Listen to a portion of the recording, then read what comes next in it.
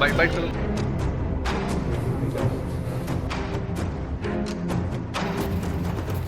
नगर के नौरंगिया टोला गांव में परमेश्वर कुशवाहा के घर, जहां नाच गाने के बीच आज शहनाई बजने की तैयारी थी, वहां अब 13 अर्थियां उठेंगी।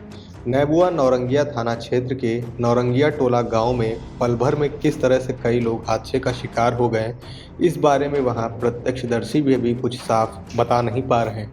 एक साथ 1 दर्जन से अधिक शव और दर्जनों घायलों को देखने के बाद उनके जहन में अभी भी एक डर सा बैठा हुआ है। सच मानिए तो गांव के लोगों को अभी भी विश्वास नहीं हो रहा कि मटकोर के दौरान अचानक क्या हो गया जो जश्न का माहौल मातम में बदल गया। गांव के कुछ लोगों ने बातचीत में बताया कि मटकोर के बीच जहां महिलाएं रस्म अदायगी में व्यस्त थीं, तो पुरुष खाने के इंतजाम में लगे हुए थे। इसी दौरान कुएं के पास डांस और गाना हो रहा था। लोगों को कुछ घरवालों ने मना भी किया, लेकिन वह नहीं माने और कुएं की स्लैब पर इकट्ठा हो गए। पल भर में सब कुछ बदल गया और पलक झपकते ही कई लोग कुएं में समा गए। आनन फानन में पुलिस और एम्बुलेंस को फ़ोन किया जाने लगा। घर वाले सारा काम छोड़कर कुएं की ओर भागने लगे।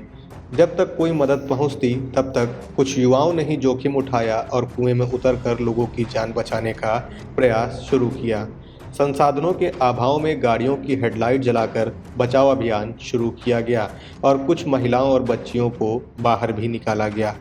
मौके पर पुलिस के पहुंचने के बाद अभियान में तेजी आई और अचेत अवस्था में लोगों को बाहर निकाला जाने लगा। इसके बाद लोगों के होश उस दौरान उड़े जब काफ़ी देर तक एम्बुलेंस नहीं पहुंची।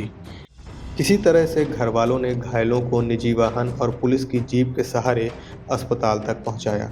कुशीनगर में हुई इस घटना में अभी तक 13 लोगों की मौत हो चुकी है, जबकि दर्जनों घायल बताए जा रहे हैं। घटना के बाद फिलहाल शादी को रोक दिया गया है। अब गांव में अर्थियों की मौजूदगी में कोई शहनाई सुन भी कैसे सकता है। जिस घर में शादी होनी थी, वहां पिता परमेश्वर कुशवाहा ने साफ तौर पर कहा कि सिर्फ दूल्हे को भेजकर ही रस्म अदा करवा दी जाएगी।